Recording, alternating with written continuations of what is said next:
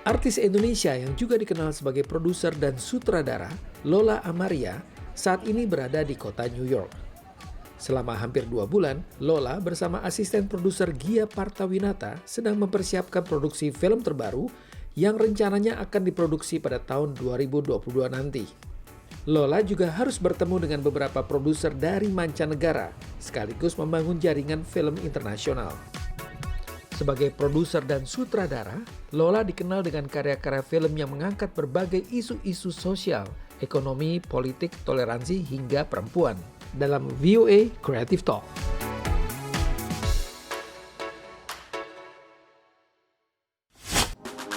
Hey, apa kabar semua? Ketemu lagi di VOA Creative Talk. Setelah lebih dari 1,5 tahun kita berada di dalam suasana COVID dan kantor studio di VOA di New York juga dalam keadaan COVID, jadi tidak beroperasi. Hari ini kita kembali lagi di VOA Creative Talk dengan episode baru, dengan suasana baru, dengan studio baru yang ada di kota New York ini. Jadi hari ini adalah episode pertama VOA Creative Talk, produksi lagi di kota New York. Dan yang menarik hari ini kita kedatangan tamu yang juga menarik, karena ini tamunya jauh-jauh dari Indonesia. Dia adalah seorang, dibilang filmmaker juga, dibilang artis juga, dibilang seniman juga, dibilang pengamat film juga. Ini dia tamu kita kali ini adalah Mbak Lola Amaria. Oh ya ampun, seneng banget ya dapat kesempatan nyobain studio barunya VOA di New York, tamu pertama. Wow. Thank you, Mas. Ya, thank you banget Lola. Jadi ngapain aja di New York? Kayaknya happy-happy nih. Saya lihat di foto di Instagram kayaknya happy-happy terus di New York. Sebenarnya awalnya nyari sekolah yang singkat, terus vaksin juga. Kebetulan memang sekolahnya udah dapet. Terus vaksin lagi nunggu shot kedua, sekalian juga explore, ketemu beberapa meeting dengan para produser di sini gitu.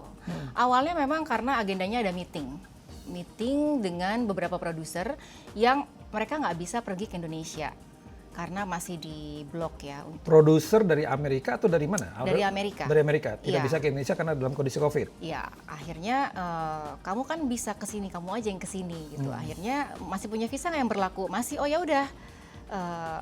Akhirnya kita meeting di New York, udah selesai sih meetingnya. Meeting apa tuh kalau boleh? Kalau boleh tahu, jadi kita cari-cari bocorannya apa? Masih ada hubungannya dengan film, tapi belum bisa cerita filmnya tentang apa gitu. Jadi ada beberapa tempat, direkturnya orang Rusia tinggal di Bali, kemudian produsernya ada yang dari Amerika dan Rusia juga, kepecah-pecah gitu. Di Bali udah sempat meeting dan beberapa kali ketemu presentasi, kemudian ketika mau meeting di Jakarta nggak bisa datang, ya udah akhirnya ke sini. Filmnya sendiri mungkin tahun depan ya baru bisa di-announce. Film multi-production, jadi multi-producers ya, ada dari Rusia juga, dari Amerika juga, dan Lola dari Indonesia-nya. Iya, betul. Kemudian film ini akan rilis kapan? Mungkin tahun depan ya? Mungkin lebih dari 2023 kayaknya. 2023 ya? Karena kalau misalnya semuanya lancar, akan syuting di 2022. Kondisi ini memang agak merepotkan ya buat para filmmaker, terutama kayak Lola gitu ya. Lola kan aktif skenario, kemudian membuat film, kemudian tiba-tiba ada COVID, tiba-tiba di Instagram masak. tapi tetap masih bisa berkreatif ya. Itu gimana? Jadi selama COVID ini gimana lah? Di Indonesia kan dari tahun 2020 awal ya, bulan April itu kita lockdown hampir 4-5 bulan. Terus itu memang semuanya tutup, nggak ada yang dibuka, syuting nggak bisa, kemana-mana nggak bisa, sekolah tutup. Dan kita ketunda semuanya. Karena biasa sibuk, terus nggak ngapa-ngapain, dikurung di rumah gitu kan, karena nggak boleh keluar. Akhirnya nyari kesibukan, karena saya hobi masak, jadi ya udah masak. Tapi sekarang udah balik lagi ke film ya? Udah balik pelan-pelan. Balik pelan-pelan. Lola, kalau ada orang nanya sebenarnya, kalau buat Lola itu, film Indonesia itu kenapa sih kok susah sekali bisa menjadi film yang populer di dunia? Menurut Lola gimana nih sebagai orang film yang sangat intens? Sebenarnya peran banyak pihak yang paling penting dari pemerintah Indonesia sendiri gitu, misalnya untuk mensupport filmmakernya, kemudian juga dana udah pastikan, hubungan dengan distributor asing, kemudian kerjasama dengan distributor asing itu ada beberapa studio misalnya, dan itu diberi waktu yang lama, budgetnya yang besar, dan persiapan juga lama. Kalau Indonesia itu kan agak sulit ya, kita semua masih mandiri, kita bikin film cari uang sendiri, promosi sendiri, semua sendiri. Pemerintah kadang juga nggak pernah bantu apa-apa gitu, kalaupun bantu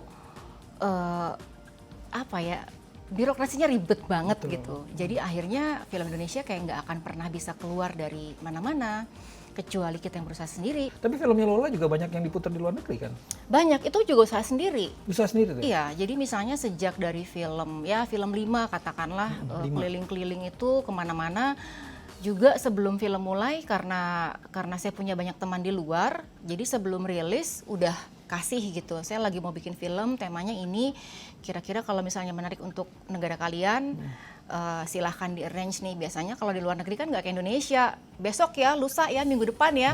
Mereka harus arrange 6 bulan sebelumnya untuk tempat. Daftar dulu, kemudian ada dekorasi Betul, juga gitu ya. untuk tempat, promosi, kemudian di mana, dan menyediakan akomodasi transportasi juga harus nyari sponsor gitu. Itu kan tentang Pancasila gitu. Waktu diputar di Jerman itu di Hamburg kalau nggak salah ada mahasiswa Jerman yang ngasih pendapat gitu. Sebenarnya ini sama seperti di Jerman. Kita juga punya diversity, kita juga punya justice, kemudian kita punya keadilan, kita punya kemanusiaan. Tapi masalahnya kita nggak punya sila satu. Kita nggak harus memilih agama atau kita nggak harus beragama. Justru sila satu yang paling krusial kan. Film-film Lola kan juga banyak punya arti di balik itu, walaupun film yang feature film maupun yang dokumenter ya. Dokumenter. Ini sekarang lagi bikin film apa sekarang? Sekarang ini lagi dalam proses post produksi salah satu dokumenter yang ini pertama sebenarnya. Pertama bikin syuting 2015 akhir di 4 negara Eropa. Tunggu, syutingnya 2015? Iya. Akhir? Iya. Di 4 negara Eropa? Iya. Di mana aja tuh? Di Jerman, Belanda, Swedia, sama Ceko. Belanda di beberapa kota, ada Den Haag, Amsterdam, ada Rotterdam, ada Woerden, terus di Stockholm, di Berlin, kemudian di Praha tapi pinggir.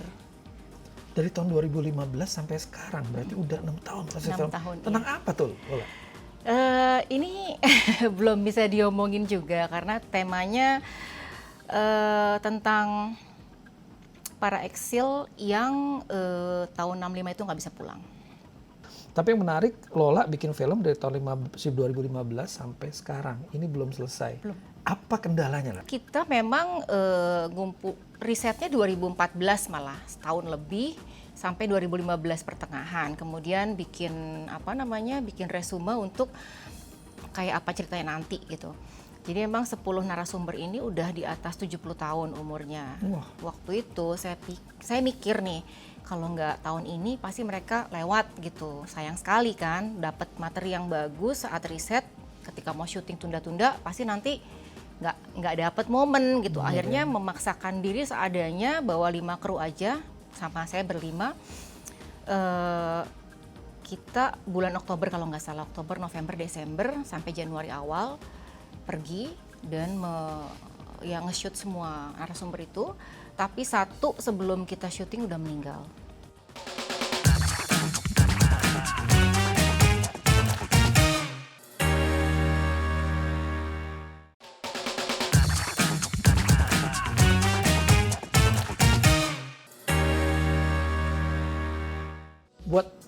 Buat Lola, film itu apa sih? Apa arti film buat seorang Lola Amaria? Nah itu dulu kali ya. Apa arti film buat ada film feature segala macam? Karena kan Lola pindah dari peran kan. Saya ingat banget masih film apa? Penari ya dulu ya, sama Penari, Cabaukan, Nen Agnes iya. kan, sama Mbak Nen, sama Cabaukan gitu. Kemudian padahal Lola mulainya dengan model. Iya. Model, kemudian jadi main, sekarang jadi seorang filmmaker. Apa sih sebenarnya arti film buat seorang Karena Lola itu Amaria? proses perjalanan juga sebenarnya. Ada banyak hal yang menarik kalau dijadikan film itu sesuatu yang mewah atau berharga. Misalnya ya kita bisa belajar sejarah, kita bisa edukasi, kemudian bikin film itu kan susah dan mahal. Jadi sayang kalau kita buang waktu kemudian biayanya banyak menguap gitu aja gitu. Alangkah baiknya kalau film itu bisa disimpan dan berarti 10 tahun, 20 tahun, 30 tahun kemudian bahwa ini Indonesia pernah mengalami ini loh, sejarahnya ada pada tahun sekian gitu. Jadi mungkin sebagai arsip, sebagai pengingat, sebagai tanda. Dan film itu kan media pembelajaran kalau saya ya. Juga jendela budaya dunia. Misalnya gini, ketika saya dapat beasiswa ke Amerika 2011 lalu, itu saya belajar dari awal, dari mulai Washington DC, belajar bagaimana sistem di Amerika berjalan dari mulai kementeriannya, kemudian dari presiden, kementerian, kemudian parlemen gitu, bahwa aturan itu tidak bisa berubah di sini. Siapapun presidennya, menterinya, pejabatnya, udah saklek gitu. Gak ada aturan dirubah namanya apa, gak ada gitu. Kalau di Indonesia kan terbalik ya, setiap 5 tahun berubah gitu. Nah itu yang bikin mereka saklek. Kemudian pemerintahnya sangat mensupport akomodatif ya untuk film, karena mereka sadar Amerika jualannya adalah film. Jadi sekarang sadar nggak kalau semua film Amerika itu pasti ada lambang bendera Amerika di setiap filmnya. Setuju, selalu di setiap episode, setiap film itu selalu, walaupun hanya bendera di belakang, selalu ada. Iya. Jadi Lola juga perhatikan itu ya? Iya, satu. Terus yang kedua, perhatiin nggak, semua film Amerika itu pasti ada nama Amerikanya atau kota-kota di Amerika walaupun selipan. Misalnya, New York I Love You, Living Las Vegas, LA Confidential, Crazy in Alabama, Miami Vice, Hawaii Vice, mana yang nggak ada? Semuanya ada. Itu terselubung tapi itu promote. Karena apa? Kita belum pernah ke New York, lihat New York I Love You atau Autumn in New York atau Sex and the City, jadi pengen ke New York kan. Terus pas datang ke New York, pengen dong ke apartemennya Carrie Bradshaw, atau pengen dong ke Central Park yang musim gugur daunnya kuning-kuning terus merah gitu. Jadi itu jualan mereka. Tapi ini menarik, baru kali ini saya ngobrol dengan seorang filmmaker yang bilang bahwa di film Amerika itu selalu ada unsur Amerika, terutama tadi unsur benderanya. Kan? Nasionalismenya tuh tinggi sekali gitu. Jadi menurut Lola itu karena Amerika menghargai sejarah ya? Satu, menghargai sejarah, yang kedua mereka bangga dengan negaranya, dan yang ketiga mereka tahu dan sadar bahwa itu jualan. Jadi mereka bangga dan tahu bahwa itu jualan, tapi base bahwa history itu kuat. Kuat gitu ya? sekali, jadi harus menguasai roots-nya dulu. Setelah itu ke atasnya kan enak. Kalau di Indonesia belum bisa begitu ya? Belum tentu orang tahu sejarah tentang Indonesia ya. Sejarahnya yang mana juga ya? Dibelok-belokin kan, nah itu dia. Sejarah yang mana juga ya? Nah berkaitan dengan pertanyaan tadi, justru dengan film itu membuka mata setiap orang. Kalau filmnya benar ya, kalau filmnya edukatif kita senang. Tapi ada juga penonton yang ngapain gue kerja udah capek, mesti nonton yang mikir, gue mau yang ketawa-ketawa aja, itu nggak salah juga. Dan di Indonesia kebanyakan memang filmnya yang menghibur penonton. Dulu syuting film pakai kaset Betacam gitu ya, sekarang udah pakai SD card gitu ya, jadi udah editing juga lebih simple. Menurut Lola gimana sih perbedaan sekarang antara generasi dulu atau generasi sekarang menghadapi perkembangan film ini? Karena sekarang ini banyak sekali yang disebut dengan filmmaker instant.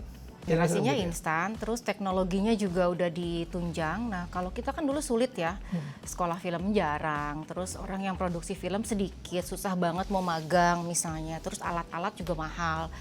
Dan YouTube waktu itu belum ada. Betul. Sekarang kita mau belajar nggak usah sekolah, klik aja tutorial atau apa gitu, beli kameranya, tinggal klik, tinggal pelajarin, jadi mau belajar editing udah gampang semua. Softwarenya udah dijual bebas di mana-mana gitu. Jadi emang mereka melek mata udah ada tuh smartphone. Kalau kita kan enggak. Terus generasinya akan lebih cepat. Lama-lama tuh dunia dalam genggaman si smartphone tadi. Gitu.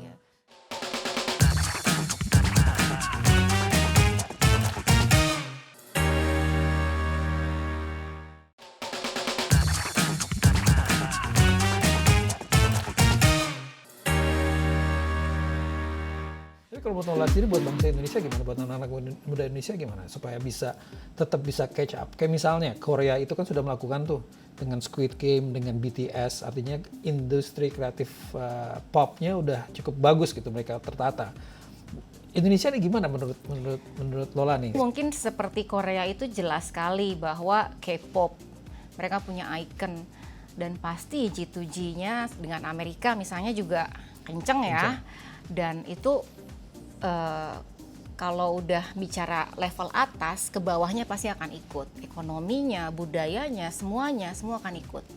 Nah, saya nggak tahu Indonesia sesulit apa untuk mengikuti, paling nggak mengikuti lah seperti si Korea ini gitu. Film-filmnya deh paling nggak.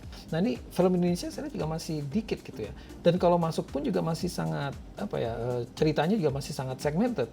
menurut, kalau nggak salah Lola juga pernah bikin film buat Netflix ya kalau nggak salah. Nggak lolos waktu itu. Nggak lolos ya Nggak gitu. lolos.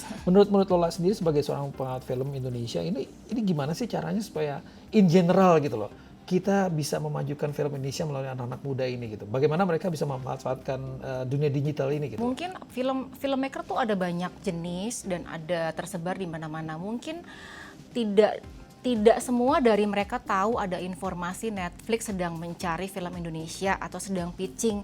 Informasi itu terbatas. Terbatas ya. Jadi hanya beberapa kalangan yang tahu, kemudian mungkin di-keep mungkin ya. Jadi mereka tuh yang ada di luar Pulau Jawa atau misalnya yang ya informasi pasti di Jakarta gitu kan. Di Jakarta dapat kemudian disebar ke beberapa. Tapi mungkin filmmaker yang di luar daerah suka ketinggalan. Akhirnya deadline-nya jadi mepet. Atau informasi lain yang penting yang harus mereka tahu mereka nggak dapat gitu. Nggak dapat ya. Sebenarnya apa sih yang diperlukan oleh anak-anak muda nih menurut pengamatan lo lagi ya, terutama buat next filmmaker, apa yang perlu dilakukan oleh anak-anak muda Indonesia untuk bisa mempunyai referensi, memperkaya konten dan memperkaya cerita supaya bisa nembus ke pasar luar. Apalagi kan Lola kan film-filmnya suka diterima tuh di festival luar negeri. Itu apa sih yang dibutuhkan gitu? Satu networking. Yang kedua info-info ya, info-info penting. Misalnya kalau festival kita harus tahu tuh submitnya kapan, paling lambat kapan, terus jenisnya, jenis filmnya seperti apa. Genre filmnya gitu ya? Iya, kan kadang-kadang beberapa festival itu dekat, oh kalau ini ke kemanusiaan nih isunya, oh kalau ini lingkungan nih gitu. Karena kan ada kayak semacam tema-temanya gitu. Gitu. Untuk menemukan networking itu ya harus jalan. Harus jalan ya? Jalan, kenalan, ketemu banyak orang, online kurator, juga ya, gitu ya? Iya online juga gitu. Bahasa perlu nggak sih? Nah. Bahasa Inggris nggak jago-jago amat juga nggak apa-apa kok, bisa. Bisa ya? Bisa. Nah itu penting banget tuh, jadi harus, yang penting percaya diri. Yang penting gitu ya? Filmnya bagus dan si yang punya film ini yakin banget bahwa dia bisa bicara tentang filmnya dan dia bisa mempresentasikan, kemudian cari link sebanyak-banyaknya, cari network sebanyak-banyaknya gitu. Dan kalau misalnya filmnya bagus akan banyak yang minta kok. Sekarang aku mau ngomong sedikit tentang Lola nih. Lola kan dari model kemudian ke film. Menurut Lola, apa sih tips supaya ini buat juga pemirsa nih, banyak anak muda gitu bisa, supaya Lola ini juga menginspirasi kita semua kan. Tips bagaimana sih caranya bisa menjadi Lola dari seorang model, kemudian menjadi pemain film, kemudian menjadi ini, apa yang dibutuhkan lah untuk menjadi orang seperti Lola? Apa Amalia? ya? Jadi gini, waktu jadi model juga itu kayak iseng. Iseng? Tapi menang? Terus. Iya, terus pas menang, wah kayaknya boleh nih. Maksudnya kayak kan kenal orang-orang baru, dunia baru, oh seperti ini tuh model. Wajah femina kalau salah. Tahun 97, berapa tahun lah kan. Udah lama banget ya. Tahun kemarin.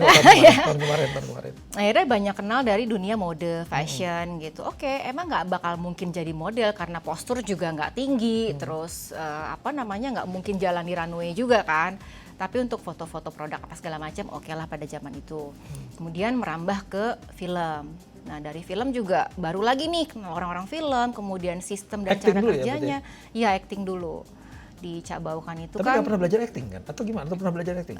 Belajar private aja. Belajar Pada private akhirnya, aja? iya belajar panggil guru acting yang 3 bulan itu setiap hari belajar gitu untuk satu film project. Terus setelah itu benar-benar mempelajari karena nggak mau mengecewakan Tehnia Dinata waktu itu kan.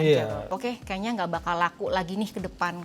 Umur udah 28 waktu itu kan. 26 atau 28 lupa. Belok ke belakang layar, belajar nulis, belajar produksi, belajar menyutradarai, belajar di belakang layar semua, sampai akhirnya lebih menikmati di belakang sekarang. Karena kerjanya tuh kita muda terus ganti-ganti orang, ganti-ganti produksi ya, ganti cerita, ganti tim. Dinamik, selalu dynamic ya. Iya, betul. Dan kalau di depan itu kan harus prima, penampilan semua, kemudian kayaknya di Indonesia itu nggak kayak di Amerika, makin tua makin mahal. Iya, oke Lola. Ini yang terakhir, Lola bisa nggak kasih tips nih buat ke our audience gitu ya, ke teman-teman semua yang lagi nonton VOA Creative Talk, kasih tips dong untuk bisa menjadi seorang kreatif, terutama buat anak-anak Indonesia ya, tipsnya ada nggak dari tips dari? Just be yourself aja. Maksudnya gini.